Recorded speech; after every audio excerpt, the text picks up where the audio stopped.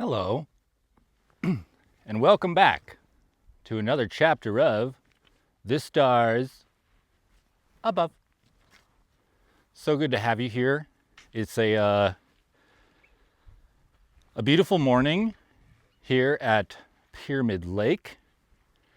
I just had a wonderful breakfast of pickles and licorice. No cooking required. No cooking required. That's how I prefer things. I just cook my coffee. That's what I stick to. That's what makes it easy out here in the desert. Pickles and licorice. As you can see, I don't have my chair. I don't have my chair because first thing in the morning, it's not first thing. It's actually a little late. I got a late start today. Slept in, treated myself. I feel energized. I'm ready to go. I'm excited. But I don't have my chair because I want to try and stay limber. First thing, get the blood flowing, get the cardiovascular pumping. I'm not a limber guy. But I like to pretend. So I wake up and I say, okay, go pretend to be limber, and maybe one day you'll be a limber guy. Shout out being a limber guy or gal, whatever. I think it's important, even though I'm not that. So, yeah, today we have a most beautiful chapter. Today is we see our first glimpse into Icarus's past. Icarus's past is quite terrifying, It's quite terrifying, but we are not here to be terrified. We are here to be enthralled. We are here to be excited. We are here to be encouraged. We are here to have spiritual prosperity. So even though we are facing some terrifying aspects of Icarus's life, we're going to stay enthralled. We're going to stay bewildered. This is a very magical chapter, and we are going to remain bewildered. It kind of reminds me of when I first, came across Icarus, first and last time I came across Icarus. And before I left, he said this story is only real to the extent of one's belief in the unreal. And while I thought that was very cryptic and strange, and I just wanted to leave because he was a weirdo, I'm starting to understand. The more I read Icarus's story, the more I'm starting to understand that this story is only real to the extent of one's belief in the unreal. So broaden your horizon, keep an open mind. This is a magical story, and one must divulge. One must divulge into the magic of the story. Have yourself some belief in the unreal. The real is wonderful, but what about the unreal?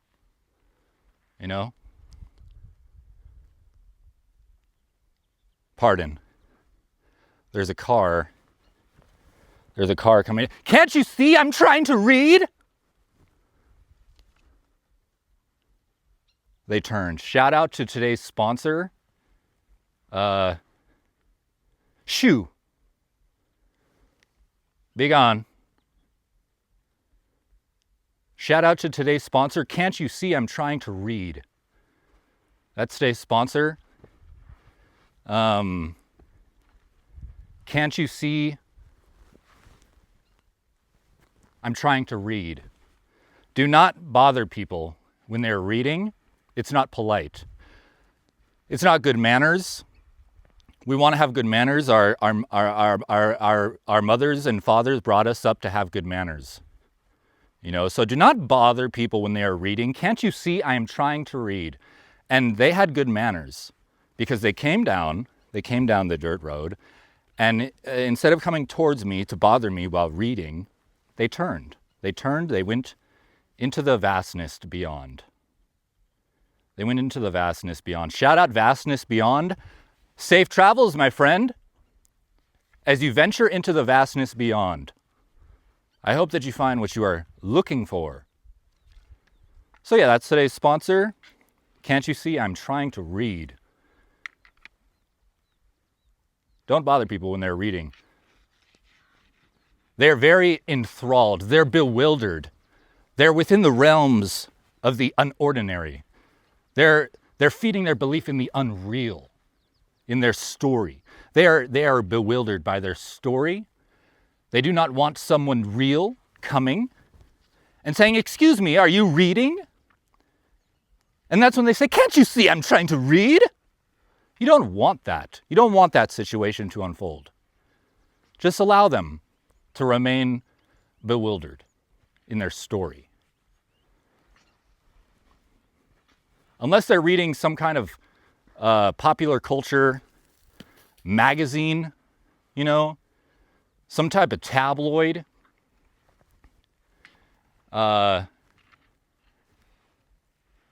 is a really shitty magazine? Something that talks about like celebrities' lives. Brad Pitt kissed someone today. If they're reading that, if they're not bewildered by a heroic tale or an adventurous tale, you see them reading some garbage. If you see them reading some garbage, "Can't you see I'm trying to read" does not apply. Walk up to that person and say, "Excuse me, can't you see you're supposed to read something better?" Shout out today's sponsor, sub-sponsor, / "Can't you see I'm trying to read?" / "Can't you see you should be reading something better?" That's today's sponsor B. Yeah. Walk up to them, let them know. Perhaps you have a wonderful story in your back pocket that you can lend them. Say, "Excuse me, I would like to lend you this story. It's much better than reading about whoever is kissing whoever. That is garbage. I would like you to indulge in a fantastical quest of heroism." Whatever. Anyways, that's today's sponsor / sub-sponsor. Let us read. Let us divulge into the bewilderment of Icarus's past. It shan't be terrifying. It shan't. It is going to leave us encouraged, bewildered, mystified.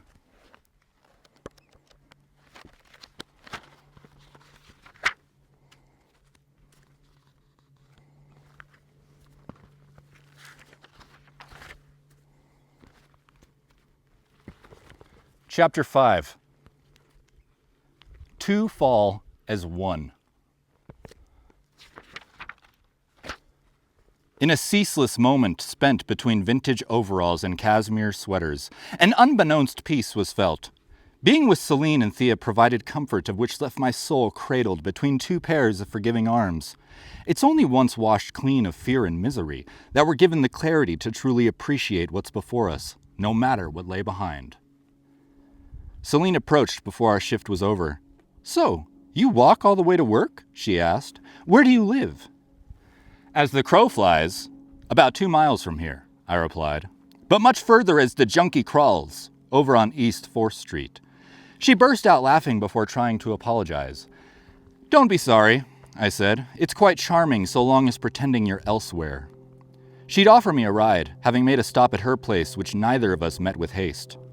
Celine lived in the small garage of a 1-bedroom cottage her friend occupied. Paisley fabric, dragon tapestries, art, and band posters such as Black Sabbath, Alice in Chains, Tool, and Joy Division lined the walls. Christmas lights were strung across the ceiling, above dressers with flickering candles. An altar table held gemstones, pagan ornaments, precious trinkets, bones, and bowls of burning sage. It was a warm and sacred space, shared with her beta fish, Juju, and adorable tuxedo cat, Fizzgig. We sat for what felt to be hours, lost in each other's eyes. We could have been conversing over the complexities of a stock market collapse neither of us understood, or which insurance companies offer the cheapest quotes with optimal coverage. It wouldn't have mattered. We were fully engaged. "Have you ever had your cards read?" she asked. "Nope," I replied, "but would love to have them now." I don't much care for tarot, nor keen on letting a deck of cards interpret life's course. They may have use as a tool, but they're often cheap parlor tricks for the unsuspecting. I feel the same way about astrology and the zodiac. I'm not an emotionally withheld train wreck because I'm a Cancer born in July. It's because I've undergone a heinous excuse for a life, had the ever-living shit beat out of me, and have adapted to hiding away from many internally sensitive threats. Duh! There's nothing more infuriating than dealing with a raging bitch who cries in self-pity. Well, my horoscope was right. It knew today would be a bad one. Fortune cookie gimmicks aren't meant as hall passes to being an asshole just because the planets are in a certain orbital state. Spirituality is not some cheap charade. It's cleansing the sludge kicked up from the dance shared between chaos and order, while recognizing the dirt beneath the fingernails of one's soul and doing something about it, instead of pretending it ain't there. If you're thinking, wow, this wanker has a bone to pick with astrology and the zodiac, yet he's totally cool with speaking and listening to an animatronic gypsy fortune teller, first and foremost, as I continue along, you'll find there aren't many things I find more hilarious than a stellar dose of hypocrisy or juicy slab of contradiction. Mine are not. Secondly, Zoltar specifically stated, destiny is not a matter of chance. It is a matter of choice. Lastly, who in their right mind would question the wisdom of the ancients? I can't recall which cards were drawn. Perhaps the dead man's horse, the upside-down wizard, the widow's noose, or the bag of beans. While Celine read them aloud, she didn't need the cards to see what was so plainly written in my eyes, being reflected in her own. That we were two people overwhelmed with pain, whose souls felt inherently dark, yet still saw and reached for the hopeful light in the other before us. That the path ahead would be filled with hardships and heartache, but perhaps with time and understanding, the flame felt in each other could help heal the dimness of our own. Love is passion, and passion is pain, reserved for those willing to take every risk and go for broke, to voluntarily endure and suffer with patience. That was the real magic before us, a strength which stems from one's sense of self, not a deck of cards. I want to know more about you, Bird, I said, breaking a moment of silence. I was born in Vegas, she replied, and moved to Reno at a young age. What about your family? Where are they? My little brother, older sister, and grandparents are here. And your mom and dad? Celine paused. There it was again. That familiar sense of dread. My father died before I was old enough to remember him, she said, and my mother passed when I was 16. I've been living on my own ever since. She spoke just above a whisper, no longer meeting my eyes. I wanted to express how sorry I was, having known how it felt. However, once experiencing that kind of pain, the last thing one wishes to hear from others is how sorry they are for your loss, or how they could possibly relate. Besides, it wasn't something needed to be spoken. Those feelings were shared. What was she like? I asked gently. Everything about her was beautiful, she replied, perking up. A badass biker who rode fast and didn't take shit from anybody. We didn't have much, but we always had each other. Celine spoke with confidence as her glow returned, knowing nothing could ever take away the love they shared. It felt warm to hear, for she spoke of her like I spoke of my own. If I may, how did it happen? I asked. She was in the rough, you know, she replied, hard into drugs. It all caught up. I understand. Mine was the same way. I couldn't bear the pain when my mother passed, and I was 28. To have been in her shoes at 16, such a fragile and delicate point in a young girl's life, I couldn't fathom the torment it must have cost her. But at that age, I knew what it was like to deal with, having woke each morning with no other hope than to feel a pulse as my mother lay strung out on a motel bed. By the end of her desperate days, when she was too weak to leave her room, let alone score a fix, she'd crush, spoon melt, and shoot pills like Vicodin or Ritalin just to chase a high, all the while losing the last bits and pieces of who she knew herself to be, and the face she'd recognize in me. It's awful to think of the last-ditch efforts we're willing to make to find ourselves free of suffering, no matter how unfair to those it ultimately affects most. These were some of the truest moments to come of which we'd share our vulnerabilities with one another, having known it was all right, if even for a brief period, to both show and admit what felt to be our irreparable fragility. Celine smiled, handing me a picture of her mother. She was stunning and vibrant, as if glowing through the photo, no different than her daughter before me. Her resemblance to Thea was curious. They appeared nearly identical. What was her name? I asked. Kimmy, she said softly. Kimmy Lee, a name just as beautiful as she. It truly is. I'm so sorry, Celine Hawk. Addiction is a dreadful illness. Please don't call me that, she sighed. Only my mother used to use my full name. I understood, for while not of her fault, the name my mother used to call upon me was one I'd been insistent against and hated hearing for so very long. I don't know if you can hear, but there's a flock of pterodactyl. Fly free. Silence fell and everything seemed to have stopped, as if peering into her eyes had altered my perception, bending time and space. It began within instances like these, periods of infinite reflection where my awareness was no longer linear. Celine reshaped the very fabric of reality, allowing me to peel back and warp through the progressive layers of my life in a single flash. It was as if her soul had forged a key which unlocked doors kept hidden from me. Where my body remained, consciousness hadn't, having lent access to a state of insight deep within the karmic trials of my existence. The past began weaving itself with the present, as beliefs once held were remembered.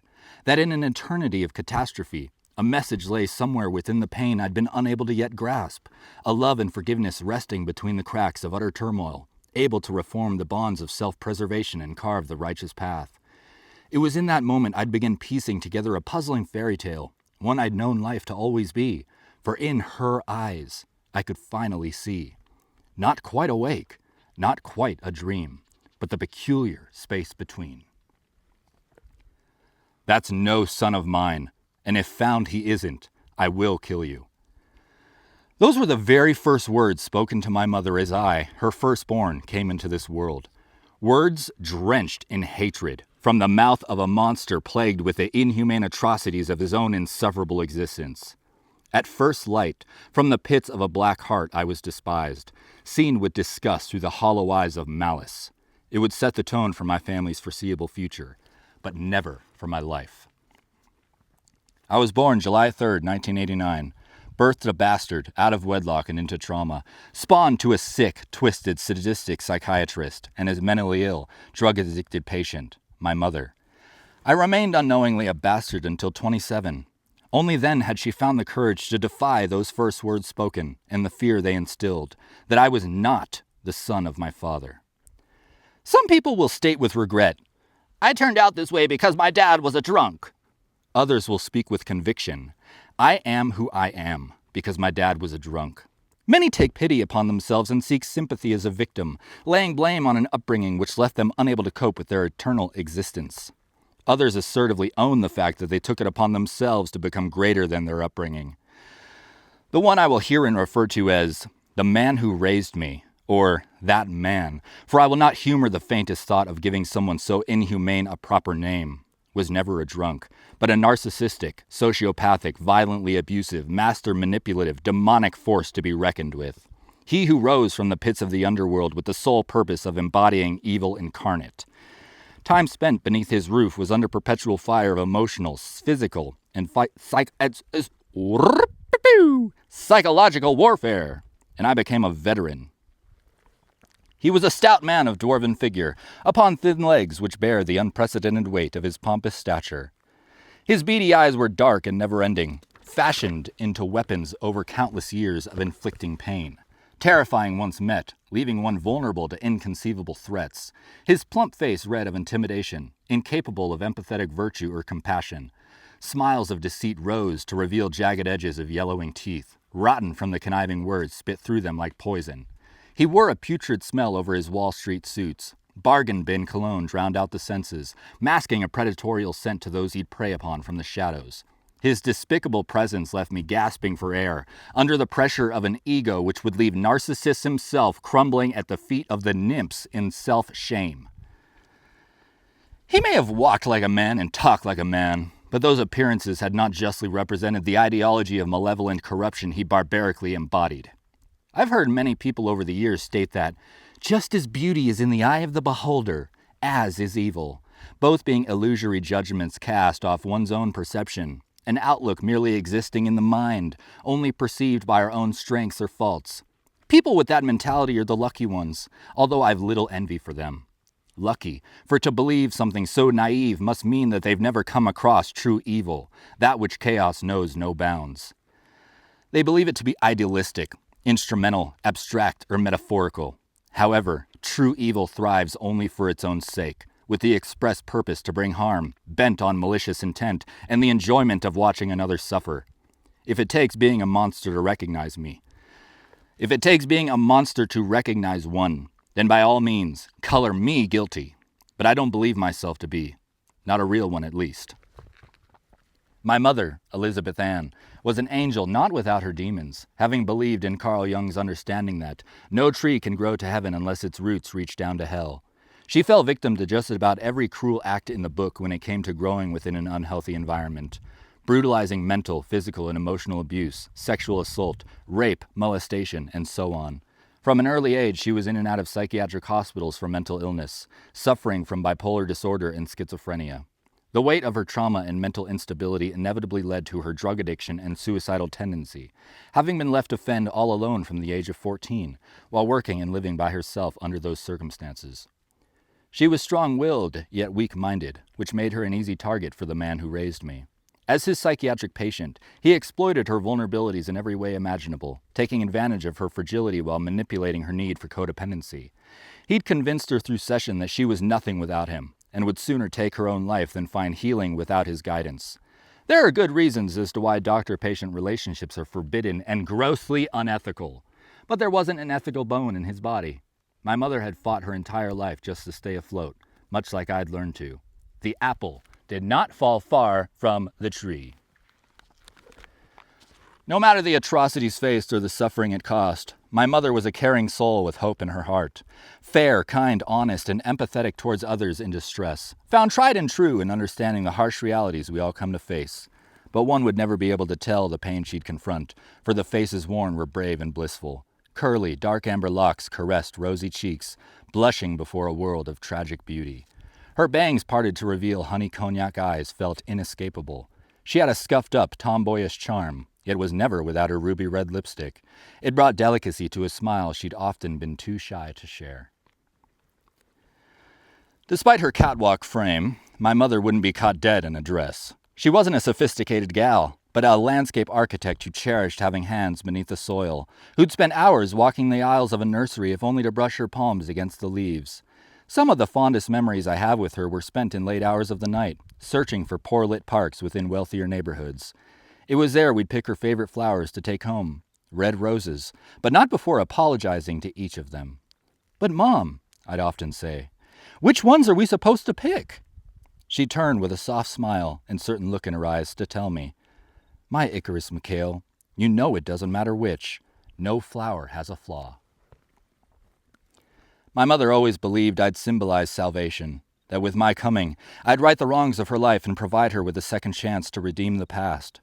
When I was born, she refused allowing me to grow without a father figure in the picture.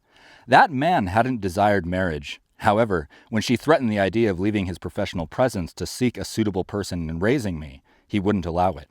They'd marry, and he underwent the role of raising a child, one he had no business in taking, yet had experience in, nonetheless. He had another son and daughter from a previous relationship.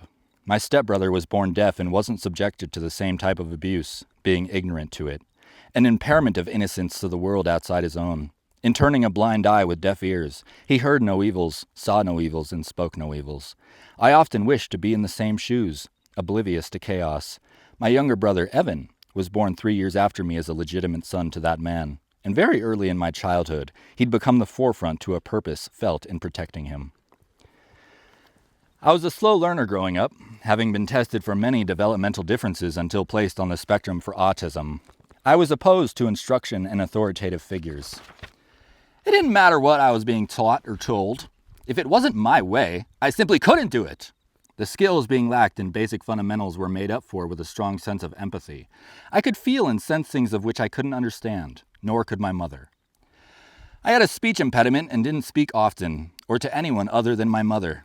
Anytime the courage to talk was mustered, it'd be met with that man's ferocity. "Enunciate, Icarus! Enunciate, Icarus!" He'd yell while driving knuckles into my skull. "Wrong! Talk right! Speak clearly, Icarus!" His hatred left ringing in my ears, which echoed on a loop, and the less I spoke, the safer I was. Once managing to open up, it was only to animals, plants, or inanimate objects, i.e. monkey. I always had more of an emotional connection to things than to people. My mother used to share stories of when I was young, retelling one more than any other while in pre-kindergarten. Our class was given a simple assignment: pick out a flower pot and plant it in the yard. While the other children raced to their favorite flowers, I waited patiently for one to choose me, everyone having finished planting theirs before mine was even held. With several beautiful to choose from, I took the most withered, its stem weak, each petal hanging by a thread. I'd place my flower down while speaking to it, asking if that was where it wanted to be, only to pick it back up and circle the yard again, waiting to be taken where it would call home.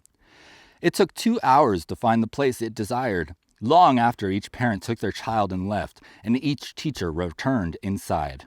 Only my mother remained watching as I continued, oblivious to my being entirely alone. The flower, and only the flower, had become my world. Now it was Celine who'd been reminiscent of the flower, she whose life was spent carrying a heavy heart withered from sorrow, longing for home, an emptiness only a mother could fill. We spoke for hours, having introduced the aspects of ourself we seemed to have always known and felt in each other, as if being one. Experiences of life and love were shared, but more so of tragedy and loss. That which was sympathized in some grim sense had kept us both alive, to lead here now, at long last, together. "What are your passions, Bird?" I asked. "What keeps you dreaming?" "I love music, playing guitar and skating," she replied, "but I find most purpose in art." "Show me," I smiled. She handed over her sketchbook and I'd open it with a wide-eyed grin. "These are my creatures," she said hesitantly. "I think some people might find them frightening, but they've always brought me comfort. I've seen them ever since I can remember. They're parts of who I am inside." Dark they seemed, but in no way frightening. They were otherworldly in nature, skull-like faces with black eyes and slow-rolling tears, ghoulish figures with horns that stretched in irregular angles. Some mirrored each other's sharp features, others appeared erratic.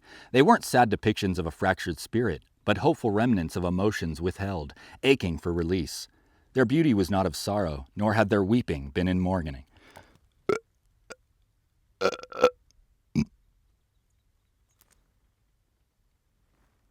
Pickles. Their beauty was not of sorrow, nor had their weeping been in mourning. Celine's creatures were her soul on a canvas, the very aspects of truth a cruel world had sought to strip from her. What they were, she was. I knew, for I had them too. Early on in childhood, I developed mental aspects of myself to cope with the trauma endured. They'd allow me to step from my body and enter my subconscious. It was there I'd create worlds within worlds of fantastical imagination. A labyrinth of mind impenetrable by pain, boundless constructs of which allowed the freedom and insight to shift my perceptions of suffering, while mindfully transmuting senses of fear into beauty.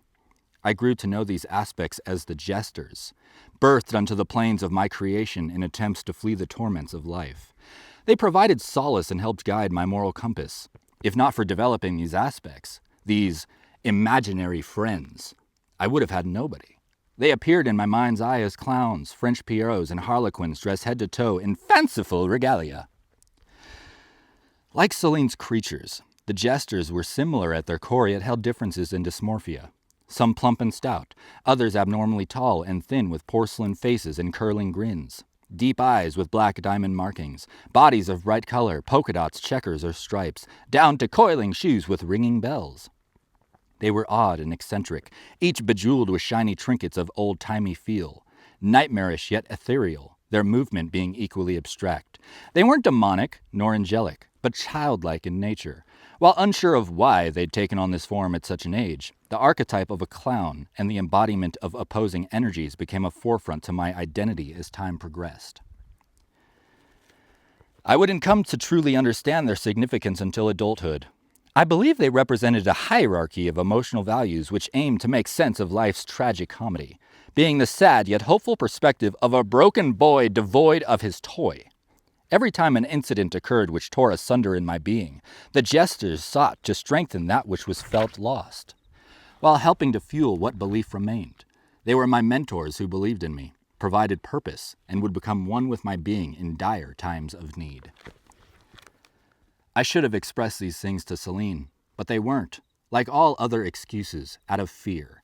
The gestures were kept a secret my entire life, with many reasons as to why. The influence of the man who raised me and his abuse towards psychiatry. Stigma held as a child frequenting mental hospitals and psychiatric homes at his side, witnessing the effects of patient treatments, medications, and sedation which followed. Seeing the countless episodes of psychosis that took hold of my mother, and the realization of losing her to insanity. I'd felt just as unhinged as my surroundings, having feared what may be done to me once speaking out. I was terrified of being put on medication, or God forbid, hospitalized.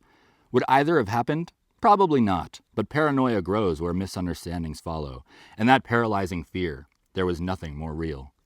I've made many mistakes and have been called many things in life, but whether crazy or not, seen as an obsessive delusionist in need of meds, or a broken boy lost to his imagination, there's no shame in the man I am today, nor the love which found me here.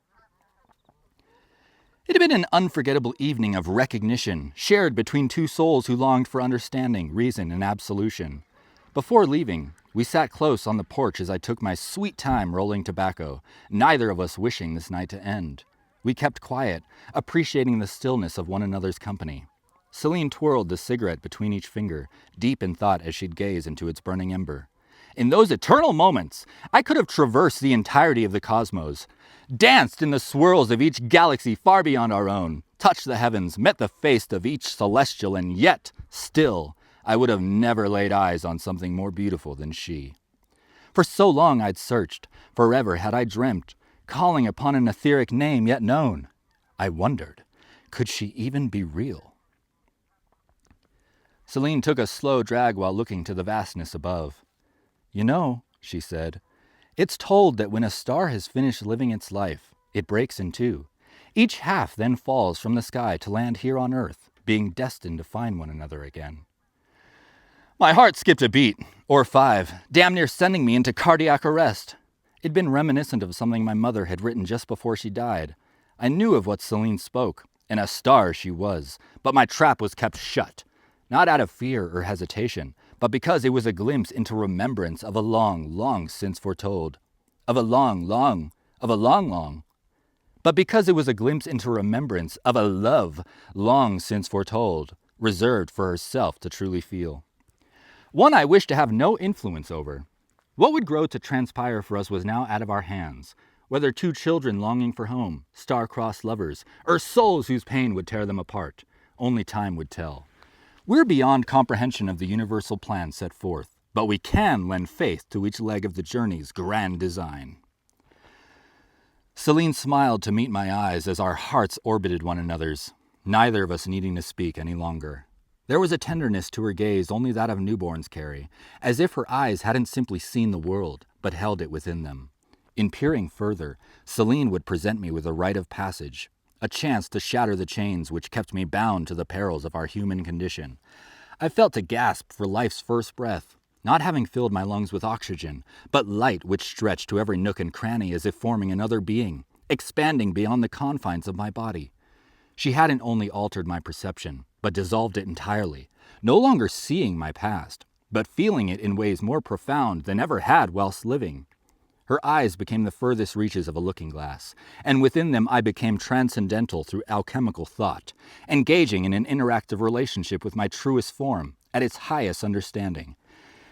Every facet held as truths towards who I was, faded within, having been no more than energy tearing through a vortex of time and space, until coming to a screeching halt in the nether, those deepest regions of my soul.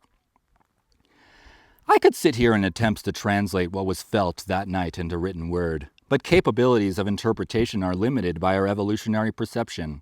We simply haven't come far enough as an intellectual species, which is why we will always fail to feel to fail, which is why we will always feel. We will always feel to fail in emotion's totality of expression. If we ever arrive at a time where humanity adopts emotion as the true, universal language, instead of allowing barriers to get between us, then perhaps that will be the day of our ascension. The only thing which mattered in those moments shared with Celine is that we were safe, together, where I'd wander once more, to another time and faraway place. I never knew of the worries my mother had of me growing up. I wouldn't understand until she passed, once finding old journal entries written during manic episodes. But as her mind fought in those final months, she'd begin to see me in a different light. One entry read as follows. This page is dedicated to my son, Icarus, because I am trying to learn more so I can understand and connect with him on a deeper level, which I already do, but want to understand why. Icarus has been unique from other people ever since he was born, different in a way that used to scare me. I used to worry that he was damaged in ways and would need professional help someday. I used to wonder, when is the next time Icarus, little toddler Icarus, going to do something to embarrass me and get himself into trouble? I was wrong to worry about any of it, and it was my own insecurities that made me so easily embarrassed. It took years for me to realize that there's nothing to be embarrassed about, and that I should be embracing all his differences. The reality is, I need to be more like him. Icarus has never been concerned with what others may or may not think of him. He has never been one to do a lot of thinking about what he's going to say at any given time, nor given any thought to who may hear what he's about to say. At times, of course, that can be totally inappropriate, because it's not really okay to be rude. But I think something I am realizing is that Icarus is only being honest, only being true to himself. He is being genuine, and he genuinely has no idea that he's being rude. So, I wonder, how could that be? I raised him to be polite and use good manners because those are things that I value. So how can he be so clueless? I think I now know the answer. I think there's truth to what is known about other worlds. I think Icarus is genuine, unique, and partially clueless to some of the more obvious ways of the world, because Icarus is truly not from this world. Now, let me be perfectly clear in this. I am not belittling him or putting him down in any way. I am only realizing the reality of who he is. If someone besides myself is reading this, then I must be gone. So, for whoever, I am not bashing my son when I say crazy things like he's from another world, because I really think Icarus is from another place. I think Arcturus is his planetary origin. He's like a star recreated, and I know how crazy I sound. More than anything, he believes something I am unable to understand, and I am not sure just what that is. 2 weeks before my mother passed, I received a phone call from her. She sounded frantic, and it was easy to tell she'd been experiencing a severe episode. "Hey," she said, "I know this is a weird question, but do you know what Arcturus is? Have you ever heard of it?" I started to laugh, wondering what kind of crazy thing she was going on about this time. "What are you talking about?" I asked. "The hell is that?" "Nothing," she replied. "Forget I said anything about it. I just want you to know how much I love you, my Icarus Mikhail. How much I've always loved you." That was the very last time I ever heard my mother's voice. How I wished to go back to that moment, be there for her, and connect in a way always dreamt. But I'd sooner mock and laugh at the strangeness of it than comfort her obvious state of distress. She'd often find herself confused as thoughts made their way into her mind of which she hadn't believed were her own, nor could possibly comprehend. Selfishly, I dismissed it, ignoring her concern while forgetting about it entirely, until finding that note. My mother didn't speak openly of these things before passing, having never gotten the chance to express them. But her gifts, episodes both a blessing and a curse, led to discoveries within herself towards who I was and who I am to be. While they may have been extraordinarily far-out insights, being a star recreated is certainly less reasonable than my being autistic as fuck. All that mattered was that she'd truly come to believe there was a magic to our lives, a purpose in our struggles, and a love carried of which defied all odds. My mother passed having left a map in the stars above and a trail to follow, a way to express that she'd seen her son for being me, just as Celine Hawk was and always will be, that daughter to Kimmy Lee.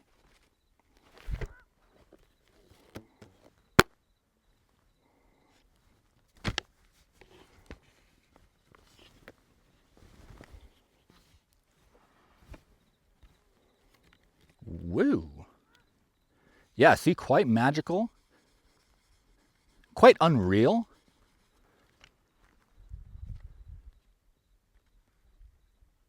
Certainly had me bewildered. I'm appreciative of the fact that, can't you see I'm trying to read, was respected. You see, I'm trying to become better at at standing and reading out loud. I'm not that good at it yet. As you can see, I did a little fumbling about. But that's also, remember, Crayola crayon. When you write a story in Crayola crayon, it's not very legible. And Icarus, bless his sweet soul, likes Crayola crayon. Shout out Crayola crayon, not just for drawing silly pictures on white paper. Also, you can write a beautiful story in Crayola crayon. So yeah, thank you so much for joining me. I had a lot of fun. I'm gonna work on trying to read standing up while I move about, do little jigs. You know, it's not tremendously easy. You know, you try your best, but my eyes aren't that good either. I have astigmatism. Words just go like this. They're on the page, I can see them, and then they go like this. They blend. They blend. Anyway, again, thank you so much for joining me for another beautiful chapter of The Stars Above. I will see you next time.